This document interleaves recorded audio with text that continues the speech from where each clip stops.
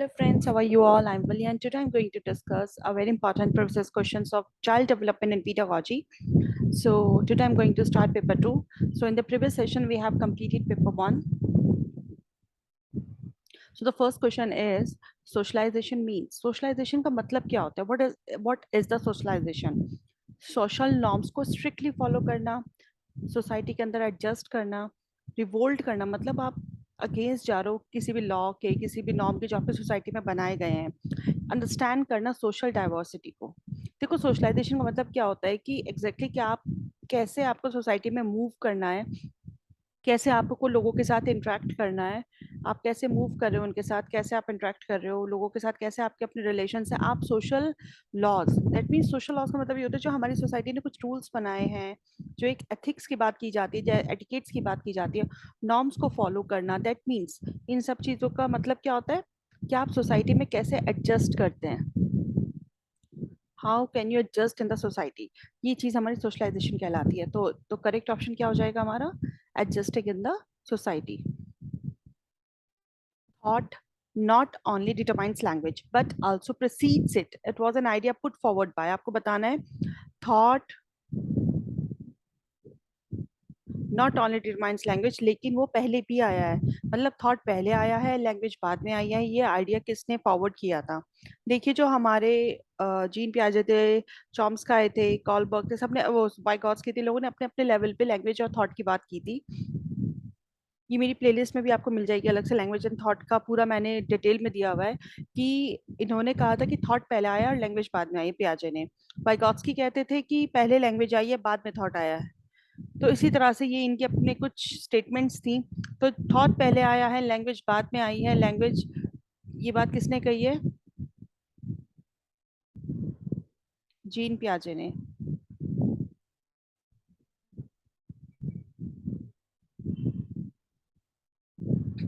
Which of the following statements is correct in relation to concept formation by a child, कि बच्चा mind में कैसे concept को form करता है। कंसेप्ट्स जो होते हैं वो इमोशनली ऑर्डर्ड होते हैं। There is a setup pattern of concepts. Concepts का डेवलपमेंट, बिल्कुल ठीक बात है, आपके माइंड में जो कंसेप्ट्स डेवलप होते हैं वो एक पैटर्न के थ्रू होते हैं। That means simple to complex अगर हम बात करते हैं, ठीक है। कंसेप्ट्स जो होते हैं हायरार्किकल इन नेचर, मतलब हायरार्की से तो कोई बात नहीं आती यहाँ निकल के। आर नॉट इंडिविजुअल, बिल्कुल मतलब कंसेप्ट, मतलब आपको सही स्टेटमेंट बताना है इसमें क्या चीज है। इमोशनली ऑर्डर्ड की बात कहाँ से आ जाएगी? कंसेप्ट की बात की जा रही है। There is a set up pattern of concept development. आपके माइंड में किस तरह से कंसेप्ट डेवलपमेंट होता है, इसका अपना एक पैटर्न होता है। तो आंसर क्या हो जाएगा हमारा? Option number 2। Which of the following statements is most appropriate in relation of adolescence? So आपको पता होना चाहिए adolescence में किस किस तरह की चीजें आपको देखने के लिए मिलती हैं। जनरली प्रॉब्लम क्या होती है कि बच्चे जो होते हैं उनके अंदर एग्जाइटी भी होती है।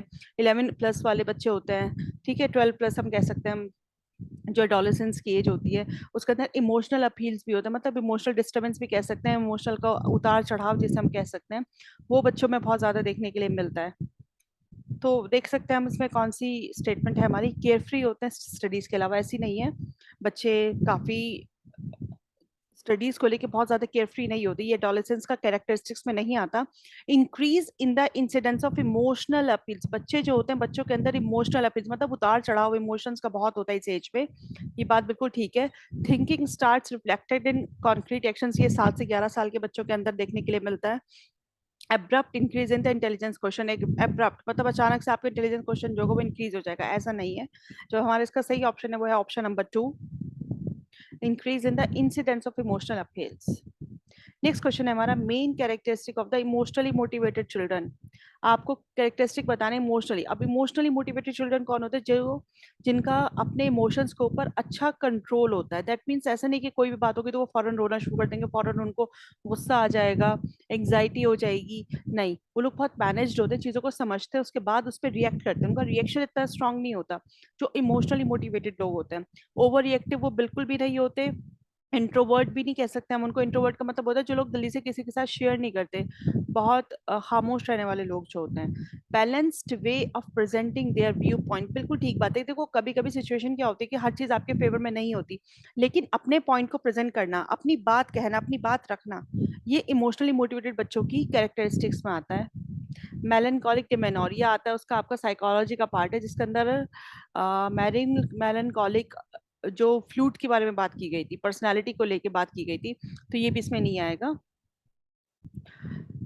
तो इसका जो आंसर है वो होगा third option is the correct answer. और बिल्कुल ठीक पॉइंट है कि बैलेंस वे, अपने पॉइंट को, अपने इमोशंस को कंट्रोल करते हुए अपने व्यू पॉइंट को रखना। नेक्स्ट क्वेश्चन है हमारा, an important characteristic of formal operational stage of mental development. देखिए फॉर्मल ऑपरेशनल स्टेज की बात किसने की थी? पियाजे ने। पियाजे ने 4 स्टेजेस दी थी। फर्स्ट आती है आपकी सेंसरी मोटर, जो 0 से 2 इयर्स की एज की बात की गई है। फिर आती है आपकी प्री ऑपरेशनल, जिसमें क्या बात की गई थी? 2 से लेकर 7 इयर्स की एज। फिर आती है आपकी कॉन्क्रीट ऑपरेशनल, जिसमें बात की गई थी 7 to 11। फिर आती है आपकी फॉर्मल ऑपरेशनल, जो बात की गई थी 11 ऑनवर्ड्स। तो अगर हम फॉर्मल ऑपरेशन की बात करते हैं, अभी सेंसरी मोटर स्टेज में बच्चा बहुत छोटा है, 0 to 2 इयर्स की एज में, तो बच्चा इमिटेट करता है, इन्फेंसी की स्टेज होती है। प्री ऑपरेशनल स्टेज में बच्चा क्या करता है?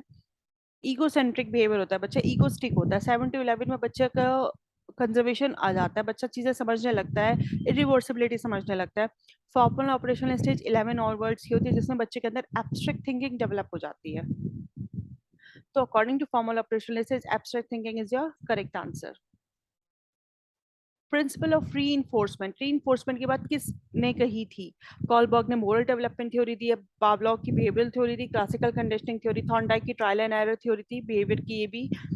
लेकिन स्किनर ने बात की थी प्रिंसिपल ऑफ री इन्फोर्समेंट एक पॉजिटिव री इन्फोर्समेंट और एक नेगेटिव री इन्फोर्समेंट, दोनों की बात किसने की थी? स्किनर ने की थी। तो प्रिंसिपल ऑफ री इन्फोर्समेंट स्किनर की थ्योरी से बिलोंग करता है। Most important factor in the effective teaching process, आपको बताना है जो सबसे इंपॉर्टेंट फैक्टर है किसके अंदर आपकी इफेक्टिव, मतलब बहुत अच्छी टीचिंग प्रोसेस के लिए सबसे इंपॉर्टेंट फैक्टर क्या होगा? Punctuality exhibited by the teacher and the students, मतलब दोनों लोग अगर पंक्चुअल होंगे तो ये एक इंपॉर्टेंट फैक्टर है। नहीं, प्रोसेस की बात की जा रही है, मतलब जब क्लास में टीचर पढ़ाता है, इफेक्टिव प्रोसेस की बात की जा रही है। कंटेंट की मास्टरी होना और टीचर को टाइमली कंप्लीट करना सिलेबस, या फिर टीचर स्टूडेंट के बीच में डायलॉग। देखो प्रोसेस की बात की जा रही है, तो teacher student dialogues is very very important. Effective teaching process तो क्वेश्चन में पूछा ही है उन्होंने।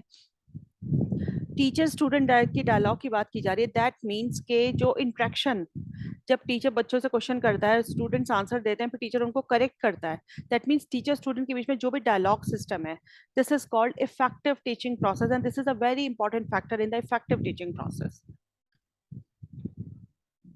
The best way to inculcate moral values in children, आप किस तरह से बच्चों के अंदर मोरल वैल्यूज को इनकलकेट करेंगे, इनपुट करेंगे? बच्चों को मोरल लेक्चर देने से कि बच्चों के अंदर हो जाएगा? नहीं। Put across a situation and ask students to take a decision, उनके सामने कोई एक सिचुएशन क्रिएट करना, फिर उनसे कहो कि आप डिसीजन ले।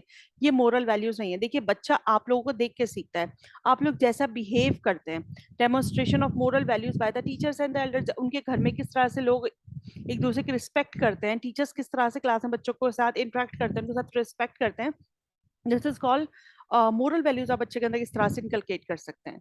टीचिंग करने स्टूडेंट्स को कि वो मोरल इमोरल के बारे में जाने, नहीं, ऐसा नहीं है। सबसे बेस्ट ऑप्शन आपका आता है डेमोन्स्ट्रेट करके आपको बच्चों को सिखाना, दैट मीन्स जिस तरह से आप बिहेव करेंगे वैसे टीचर्स बिहेव करेंगे।